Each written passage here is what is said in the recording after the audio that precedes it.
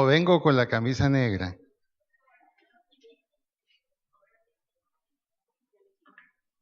No es que esté rebelde, no. No, tiene un significado. Dar gracias a Dios porque Eugenia está cada vez mejor. Así que tuvo ahora su última quimio y sin ningún problema, durmiendo bien, comiendo bien. Entonces, damos gracias a Dios por eso. Y en segundo lugar, porque creo que de alguna manera debemos terminar algunas distancias que se pueden poner, un ropaje especial. Creo que ya debemos cambiarlo. Hemos conversado con varios amigos sobre eso y creemos que es así. ¿Sobre qué quiero hablarles en esta mañana? Hablamos mucho del reino de Dios y sobre todo, por ejemplo, el movimiento apostólico habla mucho sobre el reino de Dios, que hay que estructurar el reino, que hay que levantar el reino, que el reino de Dios implica ahora encontrar lo que vamos a encontrar a futuro. Y la idea no es tan errónea, pero quizás está un poquito fuera del lugar que debe tener. Y en la Biblia, cuando nosotros leemos sobre el reino, Jesús dijo, el reino de Dios entre vosotros está. Es decir, tiene una doble interpretación, es tanto presente como futuro. El reino de Dios es tanto presente como futuro. Dios no está esperando para actuar cuando los creyentes estemos allá. Dios está actuando aquí, ahora. Y con mayor razón, a futuro. Por esa razón que la iglesia no es el reino de Dios. Anuncia el reino de Dios. Porque el reino de Dios finalmente es eterno. La iglesia no es eterna aquí. Llegará un momento en que la iglesia será llevada. Vamos a tratar de explicar. A mí mismo me ha costado realmente comprender mucho. Fue escuchando a un amigo que lo conozco hace como unos 30 años, somos muy amigos, su esposa era mi hija adoptiva prácticamente, y él es pastor en Chile, Roger Cunningham se llama. Y él, pensando sobre cosas sobre el reino, tiene algunas ideas y yo le escribí que me parecieron muy buenas. Y le dije, ¿cómo te parece? Voy a predicar sobre esas ideas hoy. De manera que doy crédito a alguien que tiene buenas ideas también. Y me alegro porque él fue mi alumno. Y ahora él me está compartiendo ideas importantes. Vamos a ir a 2 de Samuel, capítulo 5, versículos 6 y 7.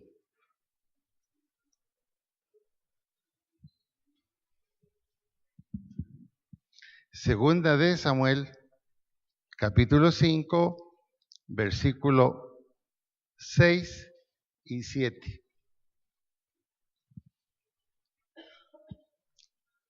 Este pasaje habla de algunas ideas bien importantes que tienen que ver con el reino.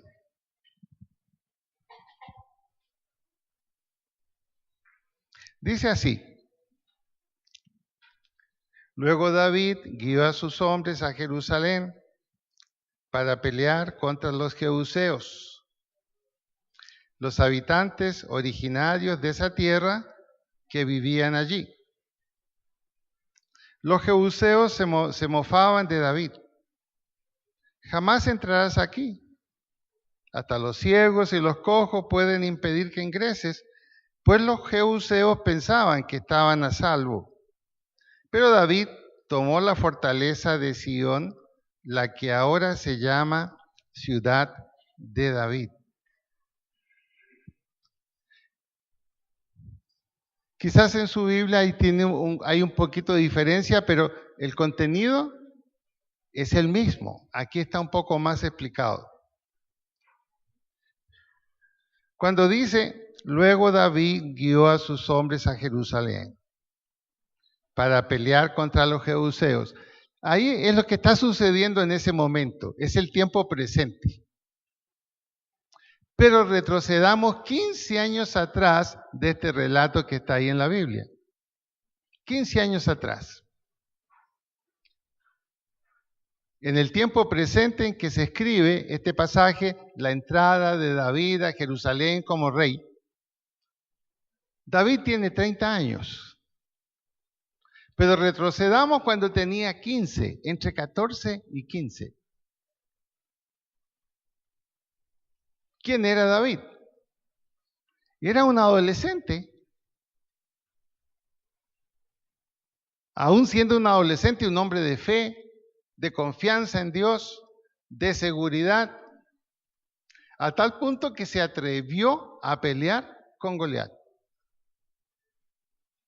Y Goliat lo desafió y perdió con David. Y como trofeo de la victoria, ¿qué hizo David? Le cortó la cabeza. ¿Están de acuerdo que eso hizo David? Acuérdense que el desafío de Goliat fue, a ti te voy a cortar la cabeza y entregaré tu cuerpo a las aves. Y David le dijo, no, el que va a hacer eso soy yo. Y así pasó. Y lo interesante es que cuando David termina de pelear con Goliat, toma la cabeza, fresquita, fresquita. Y se va donde el rey Saúl. ¿Y el rey Saúl dónde está? Está en Jerusalén. Pero Jerusalén, como acabamos de leer acá, estaba en manos de ¿quién? Los jebuseos. Los jebuseos habían hecho su residencia allí en lo que se llamaba la Jerusalén. Y los judíos habían tenido que acostumbrarse a convivir con el enemigo. Y los jebuseos vivían en una fortaleza inexpugnable. Imagínense que Jerusalén nunca, esa zona, nunca había sido vivienda exclusiva de los judíos. Y los jebuseos decían, ¿quieren sacarnos de aquí? Sáquennos. Pero nadie se atrevía, nadie podía. ¿Es fácil convivir con el enemigo? Imagínense 20, 25, 30 años los judíos allí con los jebuseos. Las mujeres judías yendo al mercado con las mujeres jebuseas. ¿Y qué les decían las mujeres jebuseas? Un momentito, yo soy la primera en comprar. Pero no hay pero, ¿o qué? La mujer jebusea, el jebuseo le decía al judío, usted no sabe quién soy yo, mire la fortaleza. Y David, luego que le corta la cabeza a Goliat, entra en la ciudad con la cabeza en la mano. ¿Por qué creen ustedes que David hizo eso? ¿Ah? Se paseó con la cabeza, entró y delante de la gran fortaleza con la cabeza. ¿Qué le estaba diciendo David? Señores, ustedes son los próximos. Ustedes son los próximos. En ese momento, David no podía manejar el ejército, solo había matado al gigante. Saúl era el rey, pero Saúl parece que fue muy cobarde en ciertas cosas y permitió que los jebuseos estuvieran ahí.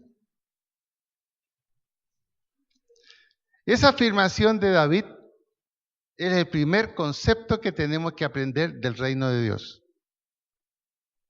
El reino de Dios tiene una perspectiva presente. Gracias por la bendición. Gracias porque derrotamos a Goliat. Gracias porque el enemigo aquí se va a los filisteos. Pero la perspectiva futura. ¿Cuál es la perspectiva futura? ¿Qué es lo que Dios va a hacer con lo que hizo hoy, mañana? Esa es la perspectiva del reino de Dios. Por eso, una gran equivocación que tenemos los creyentes es vivir solo el presente. Y yo les pongo un ejemplo. Vi que todos aplaudieron y todos contentos con esto, ¿cierto? ¿Por qué hicimos esto? ¿Por qué asumí esa responsabilidad? Si Dios permitió hacer por su gracia y misericordia lo que hicimos allá atrás, entonces yo dije, ustedes son los próximos. Ustedes son los próximos. Y se asustaron tanto estas luces que habían aquí que una se cayó y quedó colgando. ¿Cuántos la vieron? No permitimos que las damas subieran, pero ahí estaba colgando. Y comenzamos a pensar, 4 kilos cada una, hay 15, ¿y si se cae sobre alguien? ¡Qué terrible! Ustedes son los próximos. Y entre viernes y sábado, yo estuve aquí ayer hasta las 2 de la tarde mirando cómo se hacía todo esto. Y dimos gracias a Dios. Ustedes son los próximos. Ahora, que la factura está ahí. Bueno, señores, oraremos, colaboraremos y la pagaremos. Perspectiva futuro. Si Dios ya lo hizo al presente. Lo mismo sucede con lo que tú recibes cada mes. Si Dios lo hizo este mes, lo hará también a futuro. Si Dios sanó y recuperó a una persona, lo seguirá haciendo a futuro. Pero tú tienes que vivir esa perspectiva de futuro.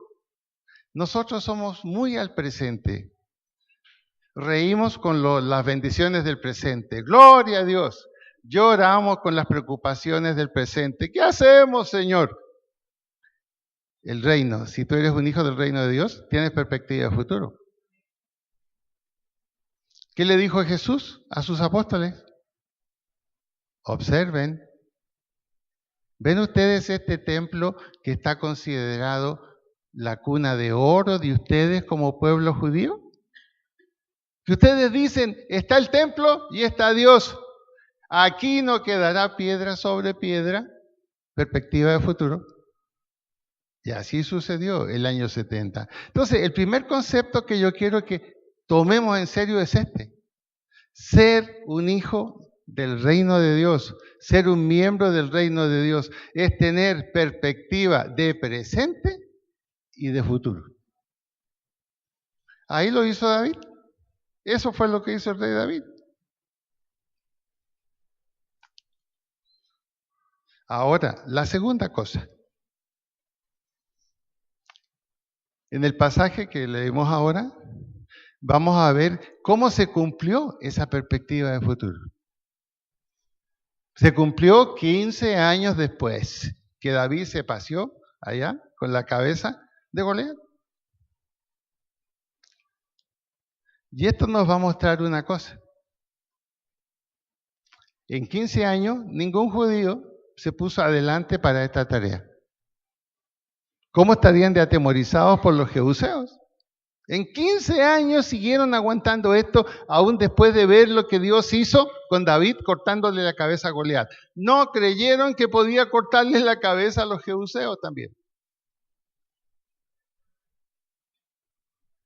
David enfrentó a Goliat y el líder, que más tarde fue David, mostró lo que significa ser un líder. Siempre adelante. Siempre adelante. Ahora que ya está listo para enfrentar a los jebuseos y se va a sentar en la ciudad de Jerusalén, que se va a llamar la ciudad de David, señores, llegó la hora. Vamos a terminar con los jebuseos.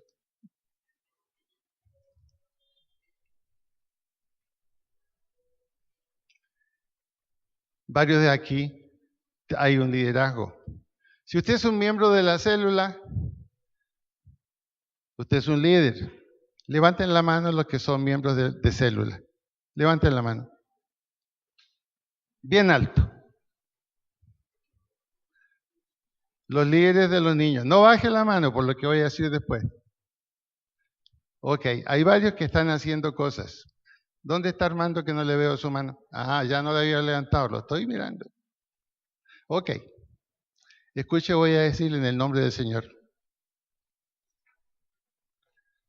No quiero verlo a usted enseñando, hablando, dando consejos acerca del Señor y de la vida cristiana, encerrado en una sala donde no hay problema porque están todos de acuerdo. Su lugar es el campo de batalla. Si no, no es un líder. ¿Y cuál es su campo de batalla? Su primer campo de batalla es su casa. ¿Por qué razón? Porque usted ha criado soldados. Y si no están entrenados, ¿qué soldados van a ser? Y en segundo lugar, el campo enemigo suyo, espiritual, son sus vecinos que no son cristianos. Y usted hoy, al llegar a su casa, orando, tendrá que decir, ustedes son los próximos. Y Dios me los va a entregar. Y tiene que abrir un grupo de oración. Ahí está el ejemplo de David. En el reino de Dios, el liderazgo es en el primer lugar de la batalla. Y la batalla no está aquí adentro. ¿Dónde está? Pero da miedo, ¿cierto? ¿Por cuántos años vivieron con miedo los judíos de los jebuseos? Más de 30 años. Más de 30 años. A la luz del ejemplo de David, podemos definir que es un líder del reino. No hablo de líder administrativo. Que es un líder del reino. El primero en el campo de batalla y el último en retirarse. Repitamos en voz alta. El primero en el campo de batalla y el último en retirarse. ¿Es siempre usted el primero? ¿Es usted el último en retirarse?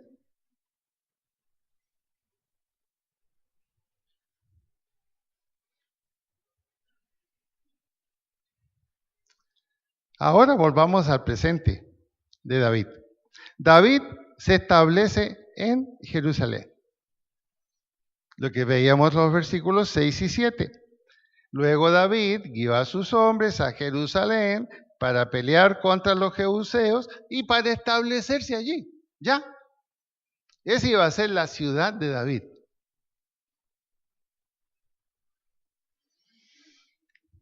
¿Y qué hay que hacer?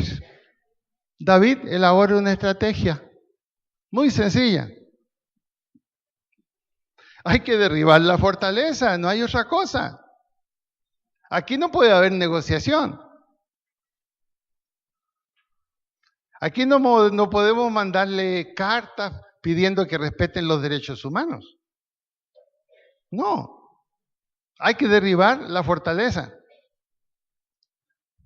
Es como si dijéramos en nuestro caso, con nuestros vecinos. Yo creo que si mantenemos las buenas relaciones, algún día les podremos hablar.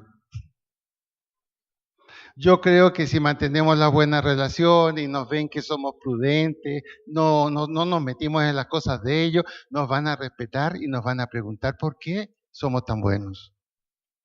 Eso no existe. Eso no existe. ¿Qué tal si David hace esa estrategia? Voy a enviar un embajador de paz a los jebuseos. Lo hubieran muerto adentro de la fortaleza. Después de 30 años de dominio. Hay una sola cosa, dijo David, derribar la fortaleza. Y la segunda estrategia. Aquí falta algo. Aquí falta la presencia de Dios. Dios tiene que estar presente. El reino de Dios debe estar presente. ¿Y qué descubre David? Que por 30 años el arca del pacto, que había sido la guía y la seguridad del pueblo judío, ya no la tenían. Y nadie se había preocupado por traerla de nuevo. Los sacerdotes quietos. No, porque si traemos el arca, ¿se imaginan? Acuérdense que nosotros, el pueblo judío, tiene la fama que los que andan detrás del arca conquistan todo. Y se nos van a venir encima los jebuseos. No, dejen quieta el arca allá. Tratemos de convivir en paz con los enemigos. David es un hombre que entiende el reino de Dios. Dice, necesitamos traer el arca. Hay que volver al centro de la estrategia que produce la victoria y que es la presencia de Dios.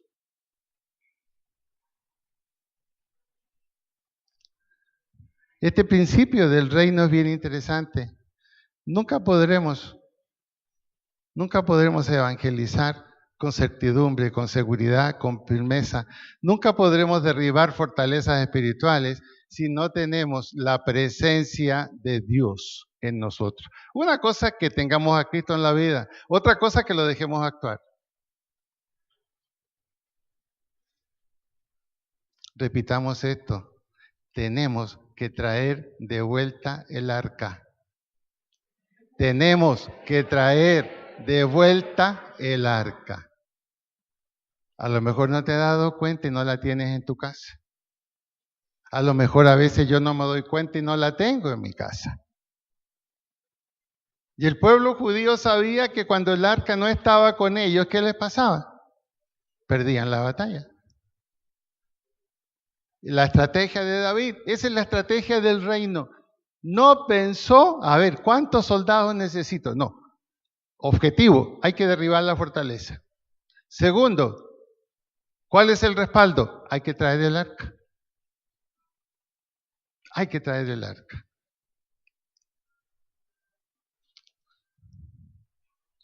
Ahora, qué triste es cuando nosotros los creyentes nos acostumbramos a vivir con el enemigo.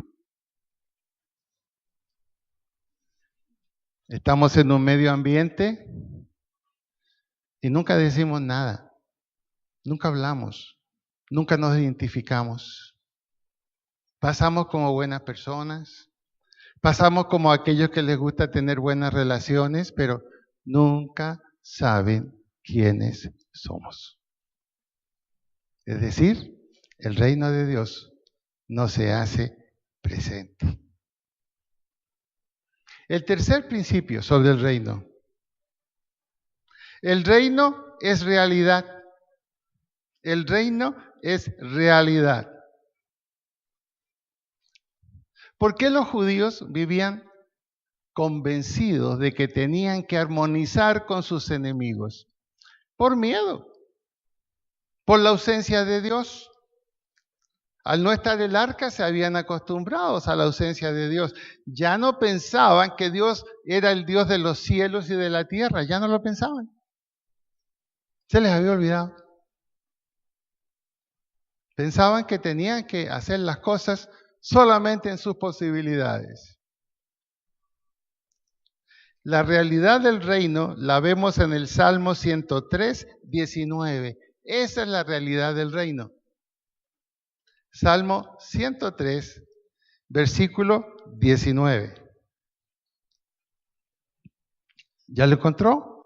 ¿O está buscando? Está exactamente en la mitad de la Biblia. Usted abre en la mitad y ahí está. Ya sabe cuál es el salmo que divide la Biblia en dos. Muy bien. Vamos a leerlo en voz alta. ¿Listo? El Señor ha hecho de los cielos su trono. Desde allí gobierna todo. ¿Cómo se lee en su versión?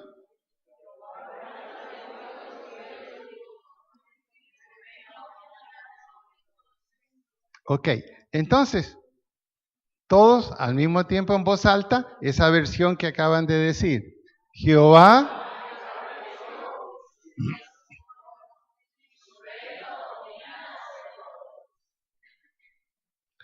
Cuando uno como creyente pierde de vista lo que es el reino de Dios, se queda solo con la primera parte del versículo. ¿Qué dice la primera parte? ¿Dónde está Jehová? ¿Ya? Jehová está en los cielos, algún día lo veré cara a cara. Pero eso es no lo que esto no es todo lo que dice el versículo. ¿Qué dice la segunda parte?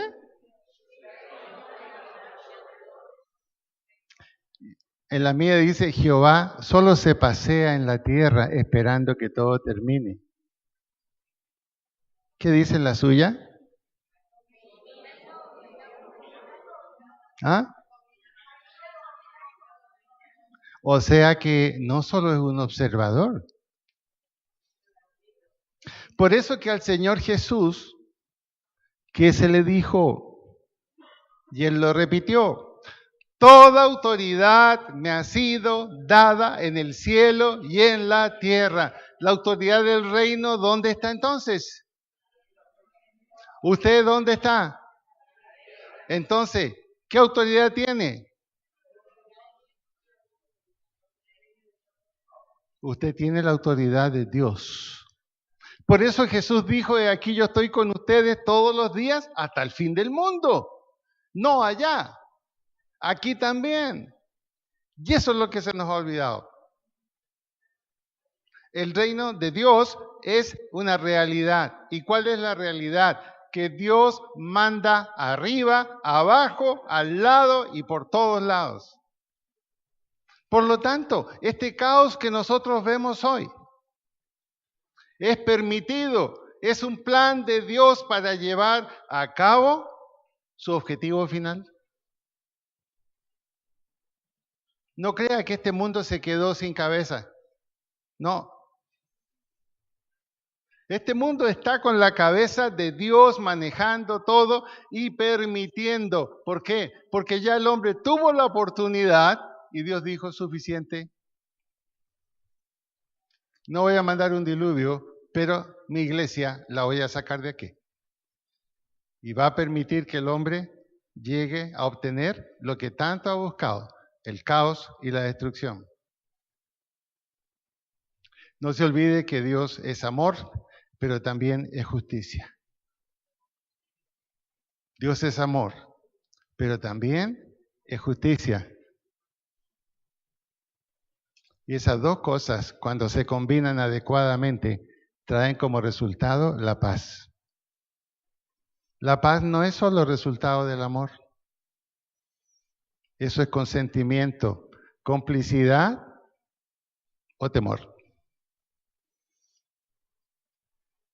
La verdadera paz es la combinación del amor, que todo lo perdona. Pero la justicia, que exige verdad y reparación, está en la Biblia. Cuando un judío cometía algo contra su hermano, ¿qué tenía que hacer? Presentarse al sacerdote, un sacrificio por lo que había hecho y reparar en lo que había dañado a su hermano. Ahora, este principio apliquémoslo a nosotros. ¿Hemos reparado lo que le hemos negado a Dios? y aún diciendo su nombre. Hemos reparado lo que le hemos negado a Dios, aún diciendo su nombre. Cuando predicamos, hay que amar al prójimo como a uno mismo. Cuando no lo ponemos en práctica, le estamos negando a Dios. No le hemos reparado la falta que hemos cometido. Y Dios dice, bueno, yo hice mi parte, ¿y tú? Yo perdoné, ¿y tú? Yo cumplí, ¿y tú? El reino de Dios es realidad. No es un sueño por venir, es una realidad ahora y aquí.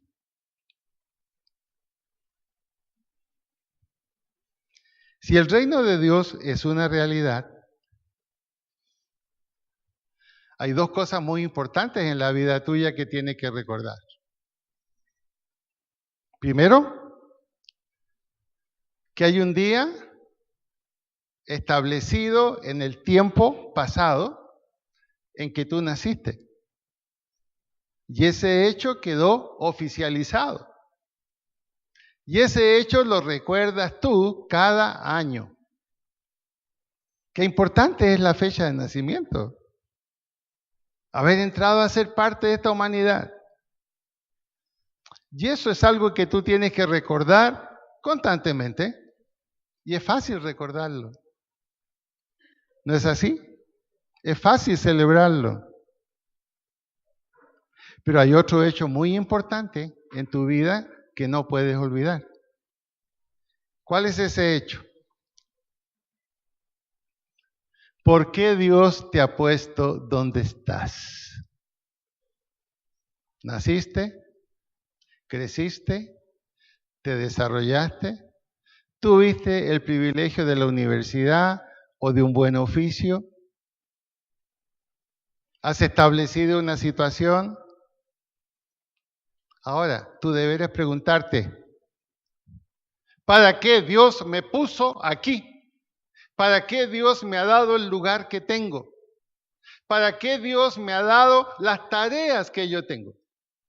Porque si tú te comparas, alguien dijo, siempre hay alguien más rico que yo, pero alguien contestó, pero también siempre hay alguien más pobre que yo. Las dos cosas son verdad. ¿Por qué Dios te puso donde estás? Él podía haberlo impedido. Por ejemplo, alguien dice, gracias a Dios que permitió que entrara en la del Valle.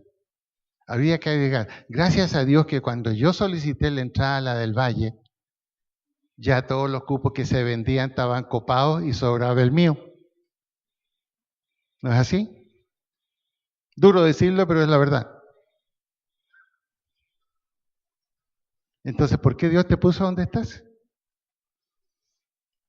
Mientras no descubras ese propósito, todavía no sabes por qué y para qué vives.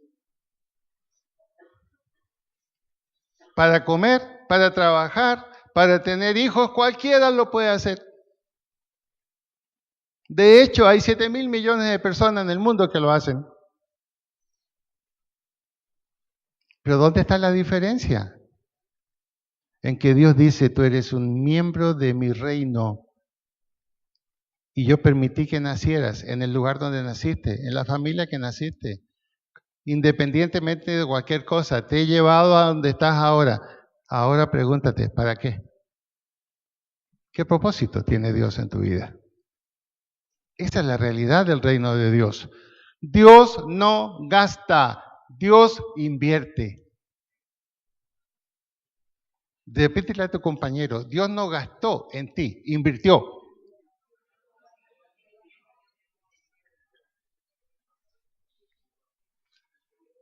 Y te lo digo con todo cariño, si tú crees que esto todo ha sido obra tuya, olvídate. Pudieron pasar cientos de cosas, enfermedades de tus padres, y muchos muchachos inteligentísimos se quedan sin la posibilidad. Algo Dios tiene como plan en tu vida. Y tienes que descubrirlo. Y una vez que lo descubres, viene la parte más difícil, aceptarlo. Aceptarlo. Del momento que tú crees en Cristo y aceptaste a Cristo y reconociste que Cristo perdonó tus pecados, tu voluntad está limitada a lo que el Señor te diga que hay que hacer. Ahora, si tú quieres una voluntad ilimitada, no eres miembro del reino. Así de sencillo. Jesús, hablando del reino en Juan 10, lo identificó con las ovejas. Y dijo, mis ovejas me conocen, yo las conozco a ellas. ¿Y cómo sé que son mis ovejas? Dice Juan 10. Porque oyen mi voz. Si tú eres un miembro del reino de Dios, tú oyes la voz de Dios en su palabra.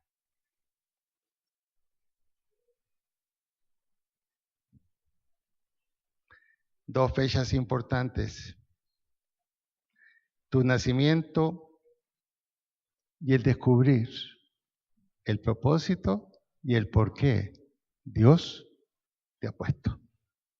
¿Por qué Dios te ha puesto? Y aquí hay una cosa bien paradojal. A veces nosotros voluntariamente nos podemos ofrecer para cualquier cosa. Nos podemos ofrecer para lo que nos gusta. Y a veces lo que Dios quiere que tú hagas es lo que no te gusta.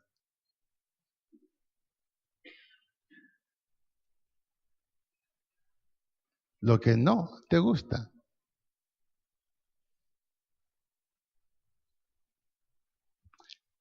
Un centurión que se acercó a Jesús para pedir que le sanara, un asistente de él, le dijo, por favor, ven a mi casa para que tú ores y mi siervo sane. Y el hombre se dio cuenta que Jesús estaba muy ocupado. Se dio cuenta que Jesús estaba ocupado, entonces le dice, mira, ¿sabes una cosa? Yo tengo gente bajo mi orden.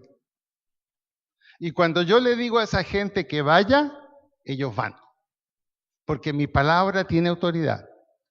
Entonces, Señor, di tú la palabra y yo sé que mi siervo sana. Ese es el reino. Ese es el reino. No necesito ver a Dios delante mío, ni que me hable aquí al oído.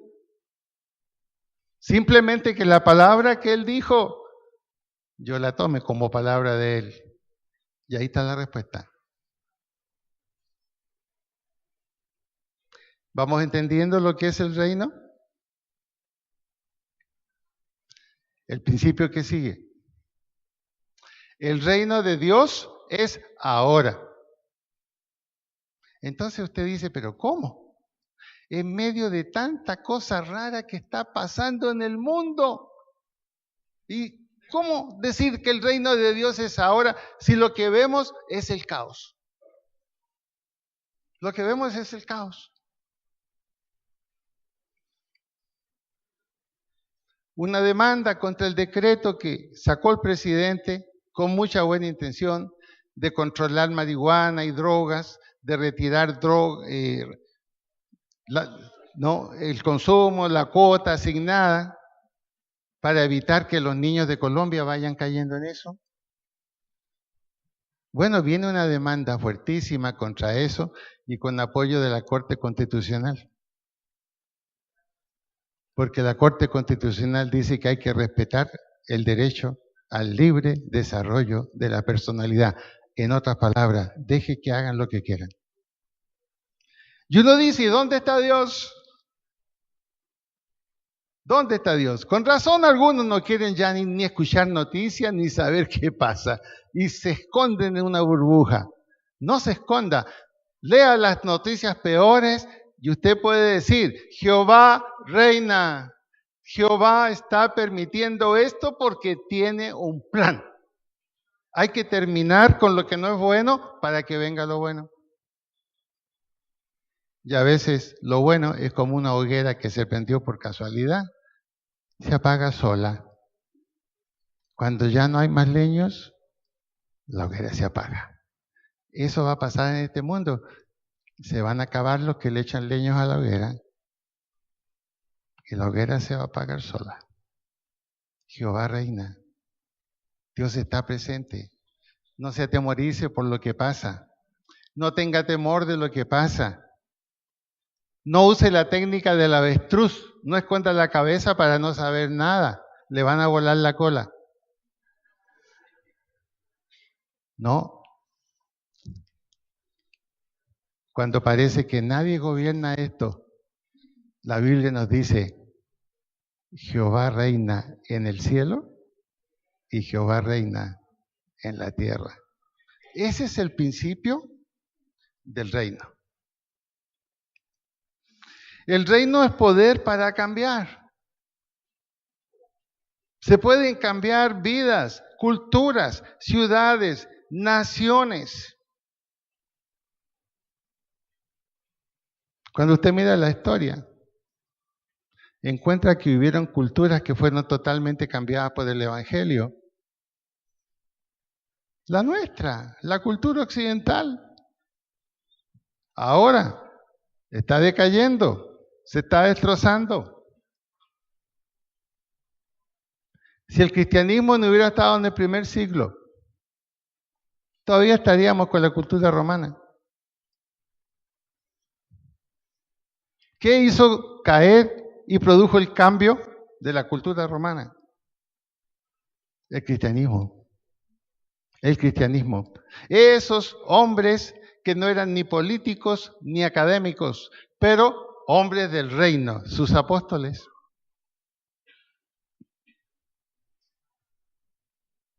Ahora, apóstoles no hay hoy. El último fue el apóstol Juan. Pero estamos nosotros. Necesitamos una cultura de reino. ¿Qué es una cultura de reino? La definición sencilla del salmo que leemos. ¿Dónde estaba el salmo? Salmo 103, 19. Esa es la cultura del reino. El hombre y la mujer del reino tiene eso muy claro, lo que dice el Salmo 103, 19. Jehová es reina en el cielo y Jehová reina en la tierra. Y si Jehová reina en la tierra, tengo la mejor palanca que existe en este mundo. Pero aquí viene el problema. ¿Qué hacemos en un matrimonio cristiano donde uno de los dos siente que está en la cultura del reino, no está dispuesto a convivir con enemigos y el otro no?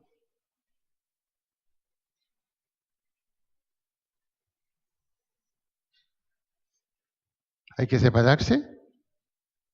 No. ¿Quién cuenta con más poder? El que tiene la cultura del reino. Pero ¿será que a veces nos cuesta decir, Señor, en tu nombre yo rompo esta situación? Porque tú reinas aquí y reinas en mi hogar, en mi matrimonio, en mis relaciones y en todo. Los demonios no solamente son los más terribles, a veces están en los rincones de nuestra casa, son las actitudes. Y si somos de cultura de reino, tenemos que usar el poder que hay en el reino. Me faltaría tiempo para contarles la última experiencia de consejería psicológica que he tenido, que fueron 18 días. Una dama con diabetes terminal, con problemas gravísimos de pequeñez de estómago, vive con 2 bombas de insulina. Ya no se inyecta porque no hay dónde clavarla. Cuando necesita la insulina, presiona la bomba. Ella, una mujer de oración, de alabanza, una mujer importantísima en la iglesia. Cuando la vieron ya llegar a ese estado, está esperando un trasplante de páncreas, le dijeron no hagas más ministerio, más bien cuídate. Ella lo sintió mucho eso, pero respetó lo que su pastor le dijo. Y me llaman y me dicen, ¿por qué no les ayuda? Hay problemas en la pareja. Conversé con él, un ingeniero. No sé por qué parece que los ingenieros, la mayoría son complicados. Prefiero los filósofos. Uno discute todo el tiempo con ellos, pero son buenas personas. Yo converso con él, primero le digo, mira, cuéntame, ¿qué es lo que está pasando aquí? Aquí hay muchos problemas aquí en tu matrimonio. Mira la condición de tu esposa. Mira la condición de tu esposa. Y él me dice lo siguiente, he descubierto que no la amo. He descubierto que fue una equivocación casarme con ella, 18 años. Y yo quiero ya hacer mi propia vida.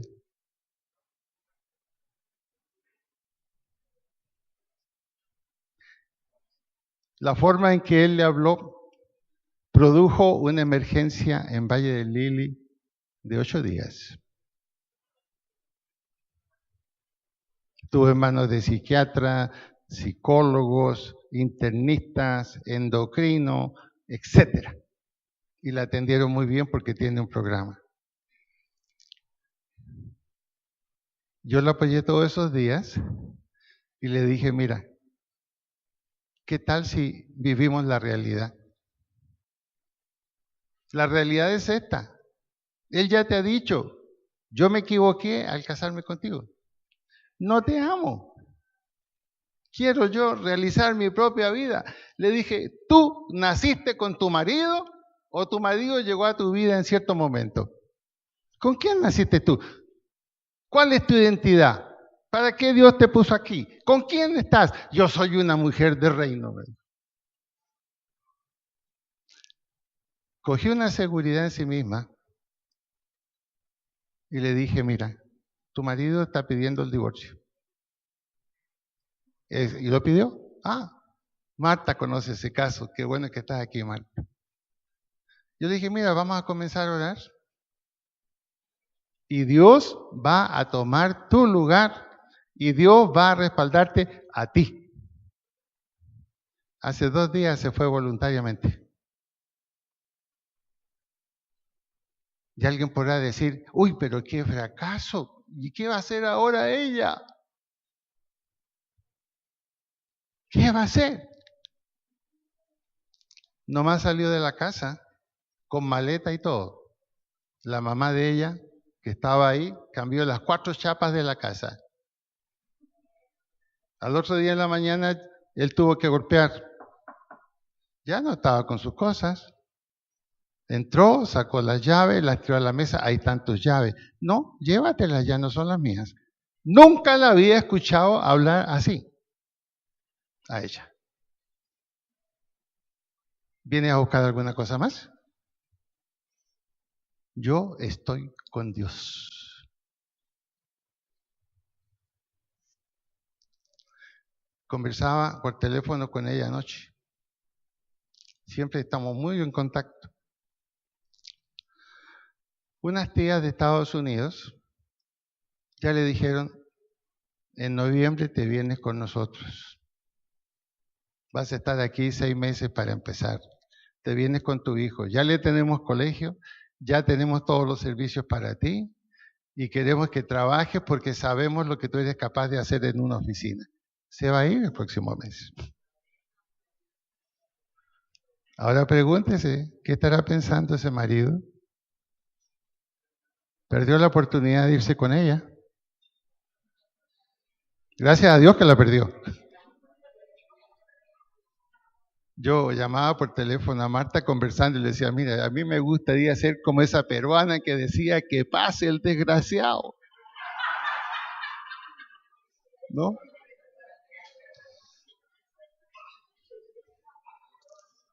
Pero él tomó la decisión sabiendo lo que estaba haciendo. Yo le dije, no tienes ninguna causal para pedir esto, pero abandona si tú quieres abandonar. Dios no la va a dejar afuera. El reino tiene poder. Vamos a concluir, volvamos a lo que David hizo, a 2 de Samuel, ahora el 7 y el 8. La estrategia de guerra contra los jebuseos.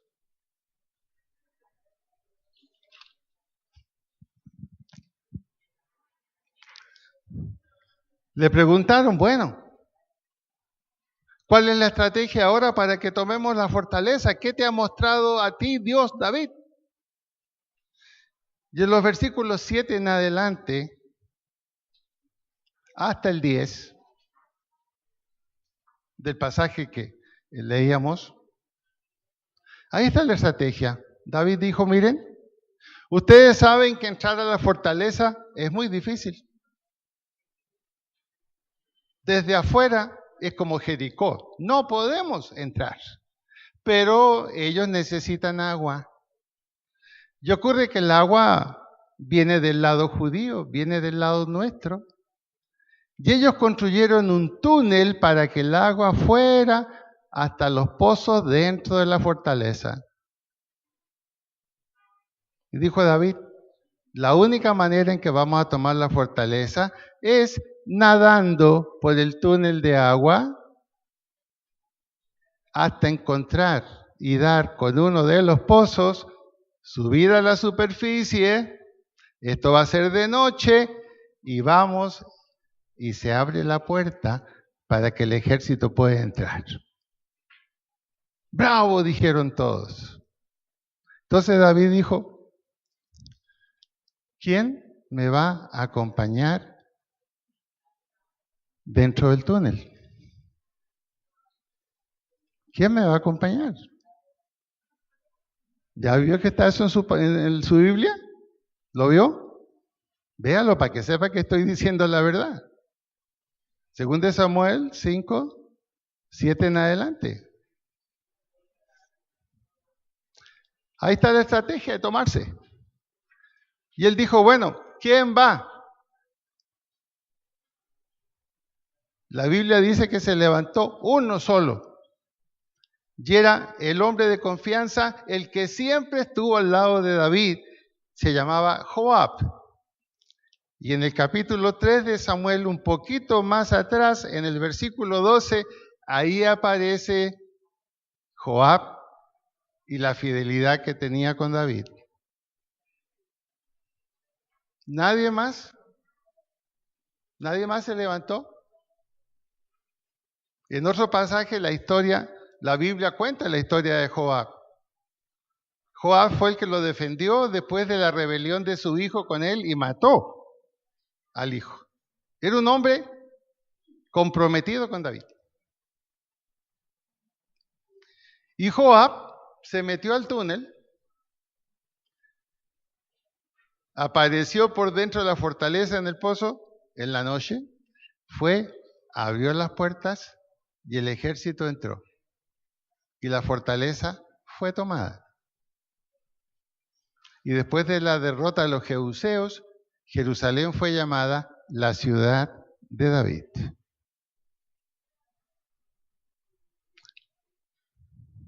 El reino de Dios hoy es exactamente igual. Dios está diciendo, la estrategia ya ha sido dada para que muchos acepten a Cristo en este mundo corrompido. ¿Quién va a ir? Es la misma pregunta, exactamente igual. Y el trabajo es como estar metido en un túnel de agua. Es igual, es difícil, no es fácil, pero tiene salida. Pero ¿quién va a estar dispuesto a abrir su casa, a abrir un grupo de oración, a compartir de Cristo, no a hacer vida social? ¿Quién va a estar dispuesto?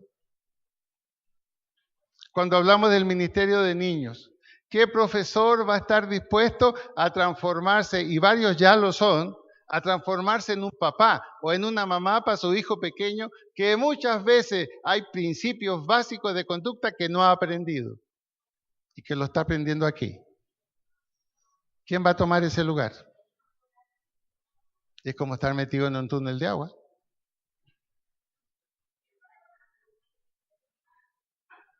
¿Por qué hoy día? Son estadísticas reales. En Estados Unidos, el llamado país cristiano, donde se cumplen todos los sueños, cosa que ya no es así. Hay mayoría católica y musulmana por encima de los cristianos en Estados Unidos. Se gradúan en teología 4.000 pastores cada año y se retiran cada año 5.000. Estadísticas de un pastor muy conocido en la televisión, muy bueno, muy respetable, viejito, delgadito, de lentes, que habla muy suave. ¿Cómo se llama? ¿Ah? ¿Quién? Charles Stanley, exactamente. Esa estadística él la tiene en su revista. Entonces la pregunta es esa. ¿Quién va a ir? La estrategia ya la tenemos. Grupos de oración. Ay, voy a hacer un grupo de oración con mi familia, pero hay algunos que no están muy de acuerdo, pero lo importante es que oremos todos juntos. ¿Puede usted orar con alguien que no cree como usted? Le pregunto. A menos que ore para que reciba a Cristo, no tiene sentido otra oración. Porque eso es estar con el enemigo. Es difícil. Yo los veo muy serios a ustedes ahora. Por eso yo quería que habláramos con toda claridad del reino. Lo que eres y lo que haces, si tienes a Cristo en tu vida y crees que Él es el Señor de tu vida, es que pongas el reino de Dios sobre todas las cosas. Es que pongas el reino de Dios sobre todas las cosas. Y concluyo con esto. Si tú no persigues el reino de Dios, una vez que lo has conocido, el reino de Dios no dejará de perseguirte a ti. Y Dios no te dejará en paz hasta que tú no pongas por obra aquello para lo cual permitió que nacieras y te haya dado un propósito. Dígale al que está a su lado. Si no vives el reino de Dios, si aceptaste a Cristo en tu vida, si dices que eres cristiano, el reino de Dios te va a perseguir a ti.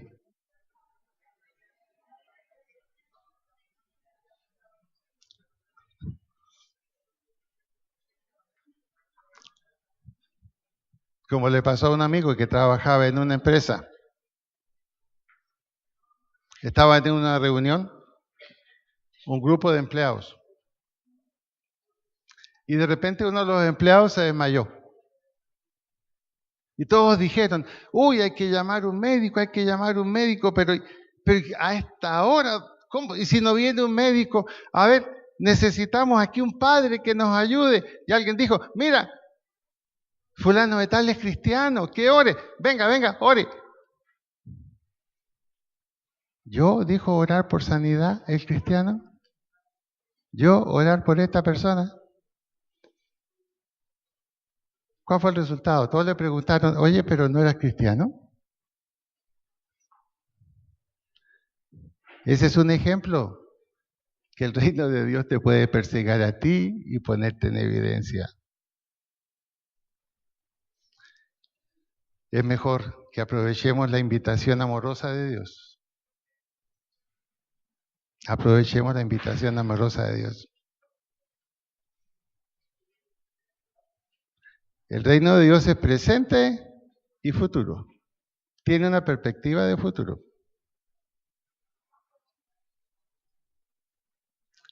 Terminemos leyendo en voz alta Mateo 6:33 y nos vamos a poner de pie para leer Mateo 6:33.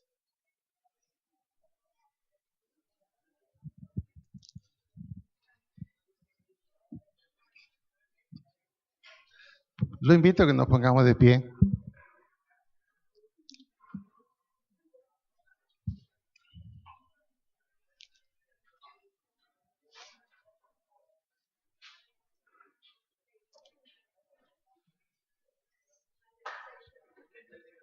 Mateo 6:33.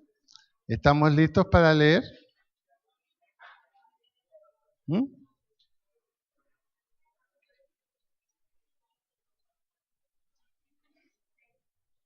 Que cuesta encontrar, ¿no?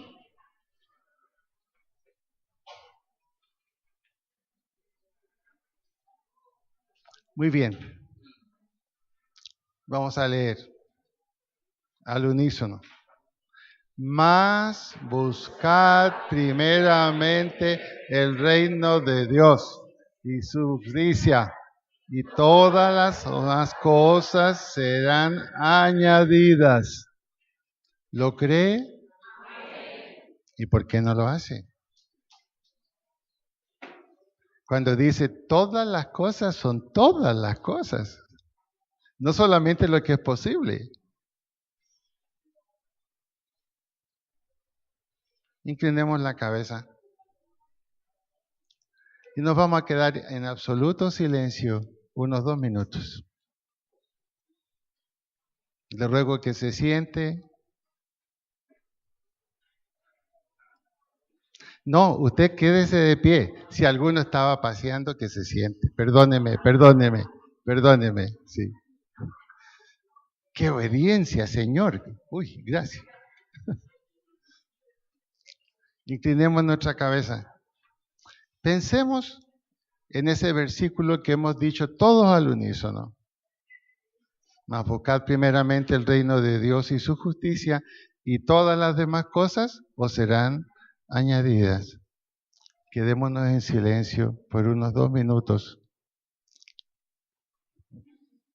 ¿Por qué no deja que Dios le hable? Deje que Dios le hable.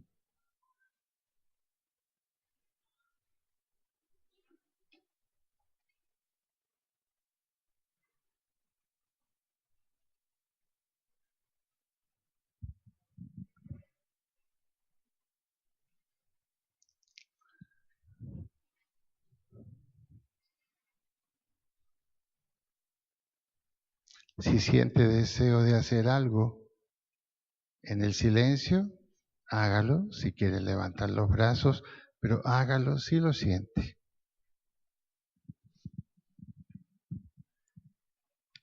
Señor. Gracias, Señor. Gracias, Padre.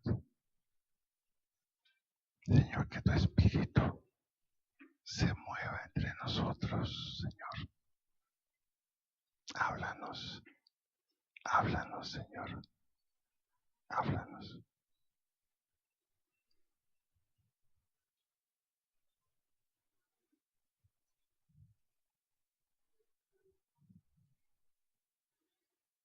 Gracias, Señor. Gracias, Padre.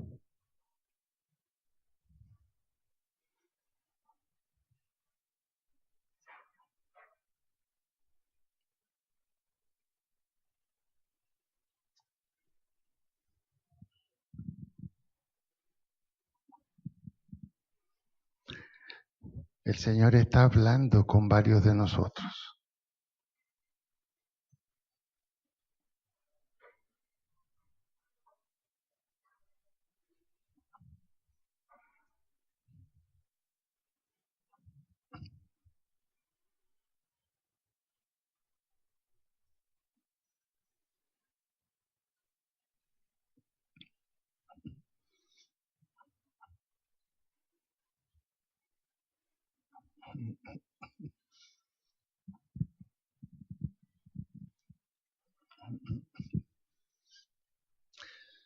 Padre bueno, queremos darte gracias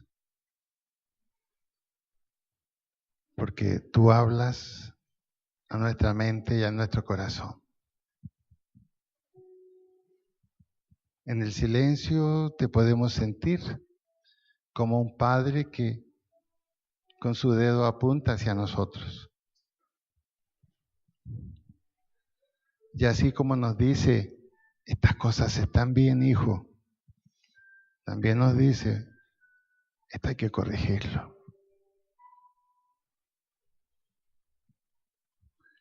Gracias, Señor, por hablarnos en esta mañana. Y yo sé que seguirás hablándonos. Y que esta participación en la cena de hoy, Señor, sea una participación que va a marcar un antes y un después. Gracias, Señor, porque nos quieres usar en tu bondad. Y qué bueno saber que tú estás con nosotros todos los días hasta el fin del mundo. Amén.